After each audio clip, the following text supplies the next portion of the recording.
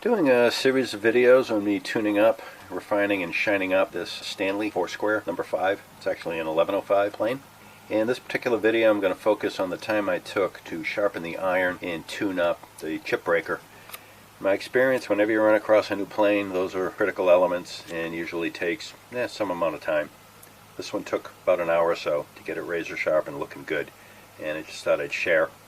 In the other two videos, the first video, which has already been posted on this bad boy, took it apart, gave a little bit of a history and background of the Stanley 4-square, and showed you some of the details on how this was constructed and what it was made of. Also in the final video, we clean everything up, shine everything up, and really put a nice tune on the entire plane and show what a beautiful performer it turns into. So check them all out. So I took some time cleaning up and sharpening up the iron and chip breaker. And I don't usually clean them to this degree, but I was kind of in the mood for this one. And there you can see the Stanley 4-square logo at the top. Kind of cool. Chip breaker came out fine. I don't see any issues with this. I'll take a moment to just confirm we're pretty good.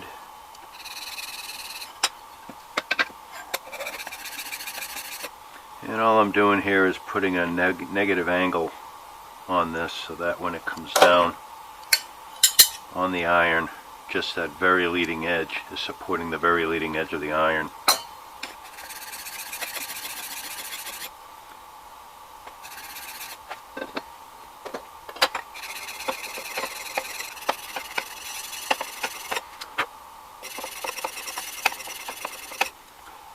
Alright, and I've got almost a knife edge here, but this is not a hard steel, so go to the finer stone, just curl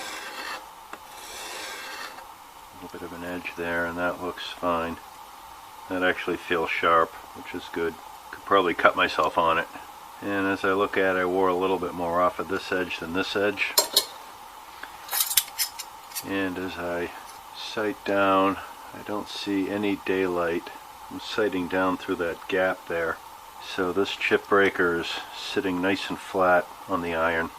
As I've said before, whenever you run across an old iron, you always hope that when you go to flatten the back, there's evidence that it's pretty gosh darn flat, that some previous owner had taken the time to do what you have to do.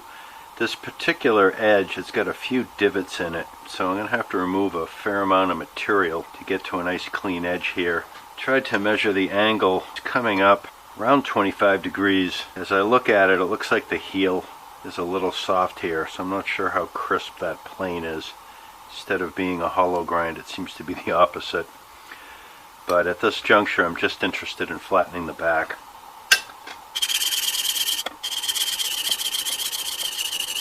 And I'm hitting here and here, and I'm not hitting in the middle, so it's going to take a few minutes.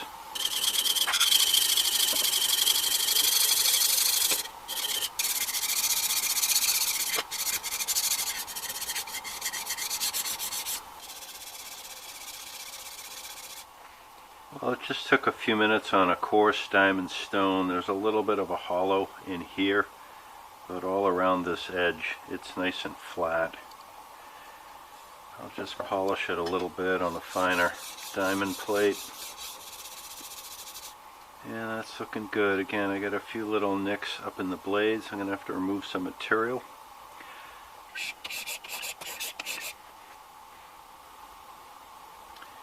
I have a shiny point. It's about a ½ millimeter from the very leading edge of this, and I think that's looking pretty good. I think I'm going to have to remove a lot of this material, and that will get rid of some of the divots and burrs in the edge. I've established primary bevels on diamond stones before, and I have videos on that. Another way you could do it would be on a bench grinder. If you can get the angle just right, you very, very lightly keep kissing the iron until you remove enough to establish a new primary bevel. Or I'm fortunate I have this powered whetstone that I can use to establish the bevel, and that's what I'm going to do on this one.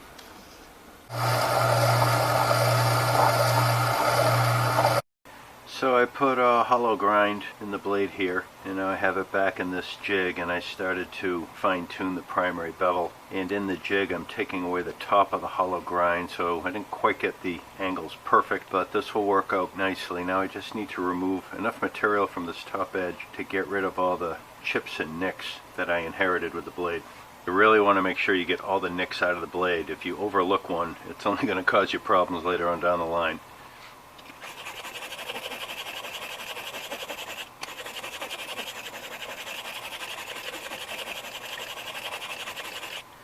And this black up here is what's worn away by the diamond on the hard steel.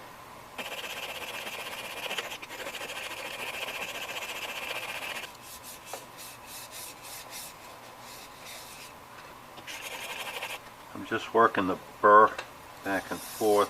Hasn't quite fallen off yet. I'm going to run my nail along it, and I don't feel anything. The edge is a little toothy because it's been ground at such a coarse stone, but it's looking good. You always want to make sure you're as square as you can get it, and I think I'm a little long on this edge. I'm going to try to flatten this a little bit by putting a little bit more pressure on this edge. So I'm leaning down on this corner a little more.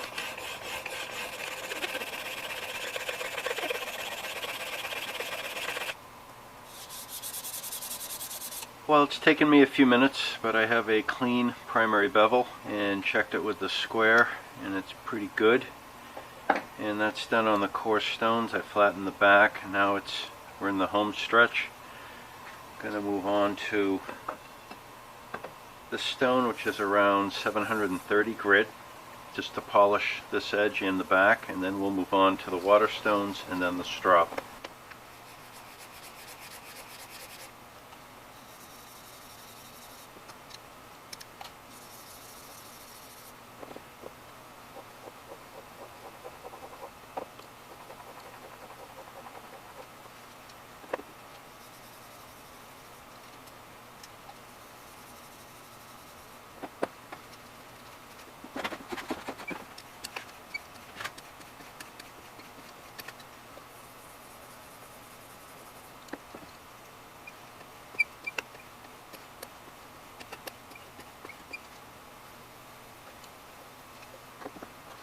Okay, I just did 10 or so passes on each of these surfaces, and definitely feels sharp.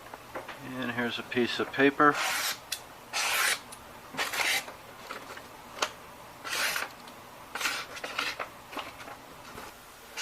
So this iron looked and felt sharp, but the paper test wasn't giving me the results that I thought. So I had to go back to the fine diamond stone and do a little bit more honing, then back to the water stone, then back to the strop. And after doing that a second and touching it up a third time, only took a few extra minutes. I was getting these results. Very, very good. Do the paper test now.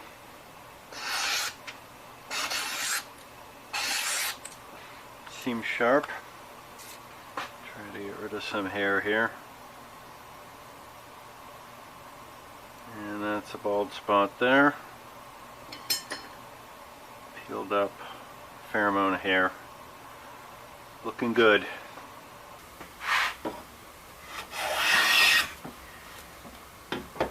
And there's a shaving. Not too shabby.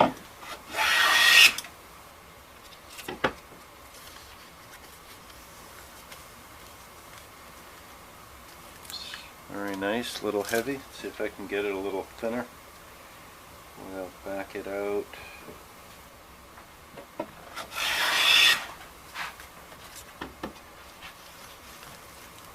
Nice. Just a little heavy on this side.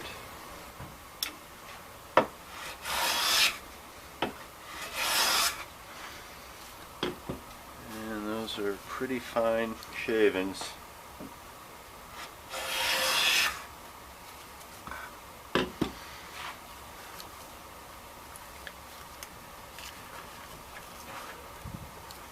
Well, I'd say this is going to be another fine performer. Next step is to clean it up and make it look pretty. Well, everybody, thanks for stopping by. As always, I hope you got something out of this video. If you did, please like, subscribe. Also, leave a comment, ask a question, share some of your knowledge. I love to read all that stuff. And you know me, look forward to catching up with you all on the next one.